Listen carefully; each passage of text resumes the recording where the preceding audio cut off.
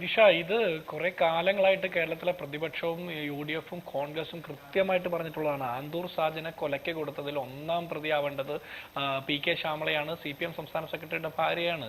ഒരു പ്രവാസി വ്യവസായിയെ is of doing ബിസിനസ്സിൽ കേരളത്തിൽ ഒന്നാം സ്ഥാനമാണെന്ന് പറഞ്ഞ് മുഖ്യമന്ത്രിയുടെ മകൾക്ക് മാസപ്പടി കമ്പനി തുടങ്ങി ഒരു പണിയും ചെയ്യാതെ, അഥവാ എന്തെങ്കിലും പണി ചെയ്തിട്ടുണ്ടെങ്കിൽ ഇതുവരെ അത് പുറത്തു പറയാൻ ധൈര്യമില്ലാതെ 1.25 കോടി രൂപ മാസപ്പടി, 1 കോടി രൂപ മറ്റേ കടമായിട്ടും വാങ്ങി സുഖമായിട്ട് ജീവിക്കാൻ പറ്റുന്ന ഒരു സാഹചര്യത്തിൽ ഒരു പ്രവാസി വ്യവസായി ഇവർ പറഞ്ഞ് ഈസ് ഓഫ് ഡൂയിങ് ബിസിനസ് വിശ്വസിച്ച് ഇവിടെ ബിസിനസ് തുടങ്ങാൻ വന്ന് ഇവരുടെ ഭാഗത്തു നിന്നുണ്ടായിട്ടുള്ള പീഡകൾ സഹിച്ച് ആത്മഹത്യ ചെയ്തപ്പോൾ അതിന്റെ ഉത്തരവാദി PK ശ്യാമളയാണെന്ന് ഞങ്ങൾ എത്രയോ വട്ടം പറഞ്ഞിട്ടുള്ളതാണ്.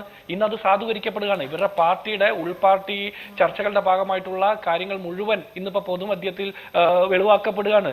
അതുമായി ബന്ധപ്പെട്ട മുനിസിപ്പാലിറ്റിയിലെ രേഖകൾ ഇവർ മുക്കി, ഫയലുകൾ ഇവർ മുക്കി എന്നുള്ള വാർത്തകൾ വരുന്നു. കുടുംബത്തോടെ സാമ്പത്തിക തട്ടിപ്പ് നടത്തിയതുമായി ബന്ധപ്പെട്ട ആക്ഷേപം ഇപ്പൊ പുറത്തു വരുന്നു. ഇപ്പൊ കാലങ്ങളായി ഞങ്ങൾ പറയുന്ന കാര്യങ്ങൾ ഇന്ന് പൊതുമധ്യത്തിൽ സാധൂകരിക്കുന്ന രീതിയിലുള്ള വെളിപ്പെടുത്തലാണ് TK ഗോവിന്ദന്റെ നിലപാടിലൂടെ പുറത്തു വരുന്നത്. ഇവിടെ എനിക്ക് മനസ്സിലാകുന്ന TK ഗോവിന്ദൻ അടക്കം, G സുധാകരൻ അടക്കം, കുഞ്ഞികൃഷ്ണൻ അടക്കമുള്ള CPM-ന്റെ രക്തസാക്ഷി ഫണ്ട് തൊട്ട് ഇതുപോലെയുള്ള കൊലപാതകങ്ങളിലുള്ള ആസൂത്രണം തൊട്ട് ഉള്ള കാര്യങ്ങൾ, പാർട്ടിയുടെ വ്യതിചലനത്തെ കുറിച്ചൊക്കെ പറഞ്ഞുകൊണ്ട് പുറത്തേക്ക് വരുന്ന നേതാക്കന്മാരെ കൈപ്പിടിയിൽ ഒതുക്കാൻ വേണ്ടിയിട്ട്, വരുതിയിലാക്കാൻ വേണ്ടിയിട്ട് 1 ഡസനോളം ഇന്നോവ ബുക്ക് ചെയ്യേണ്ട അവസ്ഥയിലെത്തി CPM. മാഷാള്ള സെക്യൂരിറ്റിച്ച ഇന്നോവ വിട്ടാണ് TP ചന്ദ്രശേഖരനെ ഇല്ലാതാക്കാൻ നോക്കിയതുപോലെ ഇന്നിപ്പോൾ ഇന്നോവ ബുക്ക് ചെയ്യുന്ന തിരക്കിലാണ് ഇവർക്ക് പോസ്റ്റർ ഒട്ടിക്കാൻ പോലും നേരം കിട്ടാത്ത രീതിയിലുള്ള അഭ്യാസ പ്രവർത്തനങ്ങളിലേക്ക് കടക്കുക. ഇന്ന് മറ്റൊരു കേസും കൂടിയുണ്ട്. PP ദിവ്യക്കെതിരായിട്ടുള്ള തുടരന്വേഷണത്തിന് ഉള്ള ഹൈക്കോടതിയുടെ വിധി വന്നിരിക്കുക. നവീൻ ബാബുവിന്റെ മരണത്തിൽ, കൊലപാതകത്തിൽ ഈ PP ദിവ്യയെ മാലയിട്ട് സ്വീകരിക്കാൻ പോയതാരാ? അപ്പൊ ഇവരുടെ CPM-ന്റെ ഉന്നത നേതാക്കന്മാർ, ശ്യാമള അടക്കമുള്ള ആളുകൾ ഉണ്ടായിരുന്നു എന്നാണ് പറയുന്നത്. അപ്പൊ ഇത്തരത്തിലുള്ള ഈ കണ്ണൂരിലെ പാർട്ടി എന്ന് പറഞ്ഞാൽ കൊല്ലാനും കൊലയ്ക്ക് കൊടുക്കാനും കൊലവിളി നടത്താനും തട്ടിപ്പും വെട്ടിപ്പും നടത്താൻ വേണ്ടി മാത്രമായിട്ടുള്ള ഒരു കുടുംബാധിപത്യ ഫാമിലി ട്രസ്റ്റ് ആയിട്ട് ഇവർ മാറ്റിയിരിക്കുക. അതിനെതിരെയാണ് ഇതിലെ സഖാക്കന്മാർ വെല്ലുവിളി ഉയർത്തി പുറത്തു വരുന്നത്. ഇനി ഇവിടെ ഗോപൻ പറഞ്ഞ ഒരു കാര്യമുണ്ട്, 90കളിലെ സോവിയറ്റ് യൂണിയന്റെ തകർച്ചയ്ക്ക് ശേഷം മാറ്റങ്ങൾ വന്നുവെന്ന്. എന്ത് പറഞ്ഞാലും ആഗോള കാര്യങ്ങളെ കുറിച്ചിട്ട് ചർച്ച ചെയ്യും. ഞാനൊരു കാര്യം ചോദിക്കട്ടെ, നിങ്ങളുടെ പാർട്ടിയിൽ 3 ടേമാണ് സെക്രട്ടറിമാരെ അടക്കമുള്ളവർക്ക് ഉള്ളൂ എന്ന് പറയുന്നു. പിണറായി വിജയൻ എത്ര കൊല്ലമാണ് സെക്രട്ടറി ആയിരുന്നത്? 17-18 വർഷമാണ്. അതായത് 98 മുതൽ 2015 വരെ. പിണറായി വിജയന് മടുത്തപ്പോഴാണ് സംസ്ഥാന സെക്രട്ടറി സ്ഥാനത്ത് നിന്ന് അദ്ദേഹത്തെ മാറ്റിയത്. അദ്ദേഹം മാറ്റിയതല്ല, അദ്ദേഹം സ്വയം മാറി നിന്നത്. അത് മുഖ്യമന്ത്രിയാകാൻ വേണ്ടിയിട്ടാ. അപ്പൊ ഈ പിണറായി വിജയൻ മാത്രം പ്രത്യേക പ്രിവിലേജ് കൊടുക്കുന്നത് എന്തുകൊണ്ടാണ്? നിങ്ങൾ പറയുന്നു ഈ 2 ടേം വ്യവസ്ഥ ചില ഘട്ടത്തിൽ മാത്രം, ചില മണ്ഡലങ്ങൾ പിടിച്ചെടുക്കാൻ വേണ്ടി, ജയിക്കാൻ വേണ്ടി മാത്രം മത്സരിക്കുന്നു എന്ന്. ധർമ്മടം മണ്ഡലത്തിൽ പിണറായി വിജയൻ അല്ലാതെ വേറെ ആരും മത്സരിച്ചാൽ ജയിക്കൂലേ? എന്താണ് ഗോപന്റെ നിലപാട്? പിണറായി, നിങ്ങൾ പറയുന്നത് നിങ്ങളുടെ പാർട്ടിയുടെ കോട്ടയാണ്, ചെങ്കോട്ടയാണ്, അതാണ് ഇതാണെന്നൊക്കെ പറയുന്നു. എന്നിട്ട് അവിടെ പിണറായി വിജയൻ അല്ലാതെ മറ്റാരും മത്സരിച്ചാൽ ജയിക്കില്ല എന്ന് പറയുന്നു. അപ്പൊ നിങ്ങൾക്ക് എല്ലാ കാര്യത്തിലും ഇരട്ടത്താപ്പാണ്. 2 ടേം വ്യവസ്ഥയുടെ പേരിൽ വലിയ അഭിമാനം പറയുന്നു, വലിയ രാഷ്ട്രീയം പറയുന്നു, മറ്റുള്ളവരെ ആക്ഷേപിക്കുന്നു. നിങ്ങളുടെ സൗകര്യമുള്ള നേതാക്കന്മാർക്ക് വേണ്ടിയിട്ട്, അവരുടെ കച്ചവടത്തിന് വേണ്ടിയിട്ട് ഈ ടേം വ്യവസ്ഥ മാറ്റിവെക്കുന്നു, പ്രായപരിധി മാറ്റിവെക്കുന്നു. പിണറായി വിജയൻ 80 വയസ്സ് കഴിഞ്ഞിട്ടും പ്രായപരിധി ബാധകമല്ല. ഇനി ഒരു കാര്യം കൂടി പറയാണ്ട് നിഷ, നിങ്ങളുടെ പാർട്ടിയിലെ നേതാവല്ലേ, MLA അല്ലേ, നിങ്ങളുടെ മുന്നണിയുടെ നേതാവല്ലേ സുജിത്ത് വിജയൻപിള്ള, ഈ ചവറയിലെ MLA? വിജയൻപിള്ള മരിച്ചപ്പോ രാഷ്ട്രീയ പരിചയവും പ്രവർത്തന പാരമ്പര്യവും സമര പോരാട്ട ചരിത്രം ഉണ്ടായിട്ടാണോ സുജിത്ത് വിജയൻപിള്ളയെ LDF കാൻഡിഡേറ്റ് ആക്കിയത്? EMS നമ്പൂതിരിപ്പാടിന്റെ മകൻ EM ശ്രീധരൻ ഇവിടെ സ്ഥാനാർത്ഥിയായിട്ട് മത്സരിച്ചിട്ടുണ്ടല്ലോ. എണ്ണി പറയാൻ ഇങ്ങനെ ഒരുപാട് പേരുണ്ടെന്നേ. അച്ഛന്റെ മരണത്തിന് ശേഷം മക്കൾ മത്സരിക്കുകയും ഭാര്യ മത്സരിക്കുകയും ചെയ്യുന്ന ഒരുപാട് ചരിത്രമുണ്ട്. അത് മറ്റാരെങ്കിലും ചെയ്ത മോശപ്പെട്ട പ്രവർത്തനം നിങ്ങളുടെ പാർട്ടിയിൽ ചെയ്താൽ വിപ്ലവ പ്രവർത്തനം എന്ന് പറയാൻ പാടില്ല. ഇനി ഒരു കാര്യം കൂടി, മെമ്പർഷിപ്പ് ഇല്ലാത്ത മെമ്പർമാരാണ് BJP-യിൽ ചേർന്നതെന്ന് പറയുന്നു. മെമ്പർഷിപ്പ് ഇല്ലാതെ എങ്ങനെയാണ് നിങ്ങളുടെ പാർട്ടിയുടെ മെമ്പർമാരാകുക? റെജി ലൂക്കോസും ഭാസ്കറും ഒക്കെ നിങ്ങളുടെ പാർട്ടിയുടെ മെമ്പർഷിപ്പ് ഉണ്ടായിരുന്നവരാണെന്ന് പറയുന്നു. പക്ഷെ നിങ്ങൾ പറയുന്നു അവർ മെമ്പർമാരാണ്, പക്ഷെ മെമ്പർഷിപ്പ് ഇല്ലാന്ന്. ഇനി ടോം വടക്കനെ കുറിച്ച് ചോദിക്കുന്നു. S രാജേന്ദ്രൻ നിങ്ങളുടെ MLA ആയിരുന്നു. A കസ്തൂരി സമ്പത്തിന്റെ അനിയനായിരുന്നു, തിരുവനന്തപുരത്തെ CPM-ന്റെ നേതാവായിരുന്നു. റെജി ലൂക്കോസ്, ബിപിൻ സി ബാബു, അതുപോലെ തന്നെ തിരുവനന്തപുരത്തെ ഏരിയ സെക്രട്ടറി ആയിരുന്ന മധു, അട്ടപ്പാടിയിലെ ഏരിയ സെക്രട്ടറി അൽഫോൺസ് കണ്ണന്താനം, വിശ്വനാഥ മേനോൻ. ബംഗാളിലെ പാർട്ടി അങ്ങനെ തന്നെ BJP ആയി, ത്രിപുരയിലെ പാർട്ടി അങ്ങനെ തന്നെ BJP ആയി. മറ്റ് സ്ഥലങ്ങളിൽ BJP പോകാൻ നിങ്ങൾക്ക് പാർട്ടിയിൽ ആളില്ലാത്തത് കൊണ്ട് പോകുന്നില്ല, അല്ലെങ്കിൽ എല്ലാവരും പോയാനെ. കേരളത്തിലെ മുഖ്യമന്ത്രി പിണറായി വിജയൻ തന്നെ BJP-യിൽ പോയതിന് തുല്യമായിട്ടല്ലേ RSS-ന്റെ നയപരിപാടി നടപ്പാക്കിക്കൊണ്ട് കേരളത്തിലെ ആഭ്യന്തര വകുപ്പ് ഭരിച്ചുകൊണ്ടിരിക്കുന്നത്. പിന്നെ നിങ്ങൾ മത്സരിക്കുന്ന സ്ഥാനാർത്ഥികളെ കുറിച്ചിട്ട് പറയുന്നു. ഒറ്റ കാര്യം കൂടി നിഷ, ഒരു കാര്യം കൂടി നിഷ, എനിക്കൊരു 30 സെക്കൻഡ് തന്നാൽ നിഷ, ഒരു കാര്യം, ഒറ്റ കാര്യം കൂടി നിഷ. എന്താണ് ജിൻഡോ പെട്ടെന്ന് പറയും? നിഷ, ഒരു കാര്യം കൂടി, ഒറ്റ കാര്യം.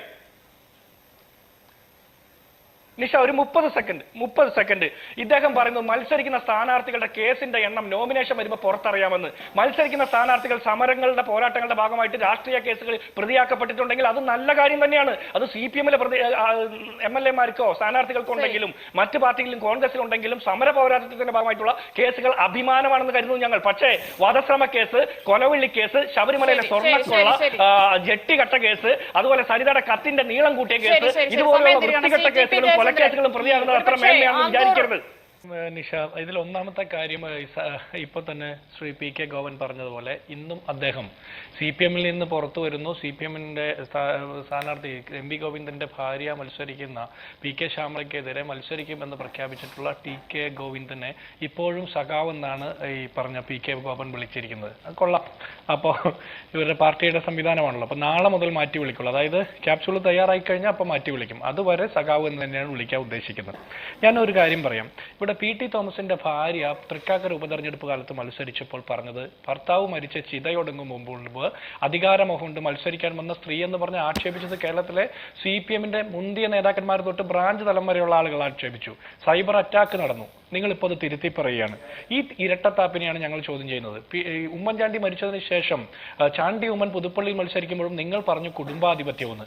കോൺഗ്രസിൽ നിന്ന് ഇത്തരത്തിൽ ആരെങ്കിലും മത്സരിക്കുകയോ രാഷ്ട്രീയ രംഗത്തേക്ക് വരുവോ അധികാര സ്ഥാനങ്ങളിലേക്ക് വരിക ചെയ്താൽ അത് കുടുംബാധിപത്യം. CPM-ൽ നിന്ന് വരികയാണെങ്കിൽ അത് ബന്ധുബലത്തിന്റെ പേരിലല്ല, പാർട്ടിയിലെ വിപ്ലവ പ്രവർത്തനത്തിന്റെ ഭാഗമാണെന്ന് പറയുന്നത്. ഇത് ഇരട്ടത്താപ്പാണ്. ഈ ഇരട്ടത്താപ്പിനെയാണ് ഞങ്ങൾ ചൂണ്ടിക്കാണിക്കുന്നത്. ഇനി ഒന്നാമത്തെ ഇവരെ PK ശ്യാമളയെ മത്സരിപ്പിക്കുന്നത് എന്തുകൊണ്ടാണ്, അല്ലെങ്കിൽ ഈ കാരായി രാജനെ മത്സരിപ്പിക്കുന്നത് എന്തുകൊണ്ടാണ്, അല്ലെങ്കിൽ നമ്മുടെ VPP മുസ്തഫയെ മത്സരിപ്പിക്കുന്നത് എന്തുകൊണ്ടാണെന്നൊക്കെ ചോദിച്ചാൽ നമുക്കൊരു കാര്യം മനസ്സിലാകും. ഭരണം മാറുമെന്ന് CPM-ന് നല്ല ബോധ്യമുണ്ട്. ഭരണം മാറുമ്പോൾ തെരഞ്ഞെടുക്കപ്പെട്ടാൽ പാർട്ടി കോട്ടകളിൽ തന്നെ ഇവരെ മത്സരിപ്പിച്ച് തെരഞ്ഞെടുക്കപ്പെട്ടാൽ ഇത്തരം കൊലക്കേസ് പ്രതികളെ, കൊലക്കേസിന് ആധാരമായിട്ടുള്ള കൊലവിളി നടത്തിയ കേസിലെ പ്രതികളെയൊക്കെ ജയിലിൽ പോകാതെ സംരക്ഷിക്കാൻ പറ്റുന്ന പ്രിവിലേജ് കിട്ടുമോ എന്നുള്ള ശ്രമം അവസാനമായിട്ട് നടത്തിക്കൊണ്ടിരിക്കുന്നതാണ്. ഫസൽ വധക്കേസിലെ പ്രതി ഒരു സ്ഥാനാർത്ഥിയാണ്. പെരിയ കൊലവിളി കേസിലെ പ്രതി ഒരു സ്ഥാനാർത്ഥിയാണ്. ഭരണഘടന നിന്ന് നടത്തിയ ആള് ഒരു സ്ഥാനാർത്ഥിയാണ്. അതുപോലെ തന്നെ ബന്ധു നിയമന കേസിലെ പ്രതി സ്ഥാനാർത്ഥിയാണ്. രക്തസാക്ഷി ഫണ്ട് കട്ടെടുത്തവൻ വരെ സ്ഥാനാർത്ഥിയാണ്. തുടർന്ന് മത്സരിക്കാൻ അവസരം കൊടുക്കുന്നു. പ്രവാസി വ്യവസായിയെ കൊലയ്ക്ക് കൊടുത്ത പേരിൽ ആക്ഷേപം നേരിട്ടിട്ടുള്ള രാഷ്ട്രീയ ചരിത്രം പേറുന്ന PK ശ്യാമള വരെ സ്ഥാനാർത്ഥിയാണ്. അപ്പൊ ഇവർ പറയുകയാണ് ഇത് പാർട്ടിയുടെ പ്രത്യേകതയാണ്. കണ്ണൂരിലെ പാർട്ടി എന്ന് പറഞ്ഞാൽ നേതാക്കന്മാരും ഭാര്യമാരും മക്കളൊക്കെ ഒന്നിച്ചിറങ്ങും എന്നൊക്കെയാണ് ഇവർ പറയുന്നത്. ആ കണ്ണൂരിലെ പാർട്ടിയുടെ പ്രത്യേകതയാണ് ഇതൊരു പ്രൈവറ്റ് ലിമിറ്റഡ് പാർട്ടിയായിട്ട് നടക്കുന്നത്. മറ്റു സ്ഥലങ്ങളിൽ ഇത് ബാധകമല്ല. അപ്പൊ മറ്റു സ്ഥലങ്ങളിലുള്ള പാർട്ടി പ്രവർത്തകർ മോശപ്പെട്ടവരായിട്ടാണോ, അതോ കണ്ണൂരിലുള്ള പ്രവർത്തകർ മാത്രം എന്തോ മെച്ചപ്പെട്ട പ്രവർത്തനം നടന്നാണോ? അപ്പൊ നിങ്ങൾക്ക് ഇതിനെ ന്യായീകരിക്കാൻ പറ്റുന്നില്ല. കണ്ണൂരിലെ പാർട്ടി നേതാക്കന്മാരെല്ലാം ബന്ധുക്കളാണ് ഏതെങ്കിലും തരത്തിലൊക്കെ. അവർ MLA-മാരായിരിക്കും, മന്ത്രിമാരായിരിക്കും, അല്ലെങ്കിൽ അധികാര സ്ഥാനങ്ങളിലുണ്ടാവും. പാവപ്പെട്ട കുറെ ആളുകളെ ബോംബും കൊടുത്ത് ഒഴിഞ്ഞ പറമ്പിൽ RSS പ്രതിരോധവും പറഞ്ഞ് തോട്ടത്തിൽ ബോംബുണ്ടാക്കി പൊട്ടി മരിക്കാനായിട്ട് വിട്ടുകൊടുക്കും. എന്നിട്ട് നിങ്ങൾ പറയാണ് പാർട്ടി വലിയ പ്രവർത്തനം നടത്തുകയാണെന്ന്. ഇവിടെ ഒരു കാര്യം കൂടിയുണ്ട്. കോൺഗ്രസിൽ നിന്ന് പിരിഞ്ഞു പോകുന്നവരെ കുറിച്ച് പറഞ്ഞല്ലോ. കോൺഗ്രസിൽ നിന്ന് പിരിഞ്ഞു പോകുന്ന എല്ലാവരും പറയുന്നത് എന്താ നിഷ?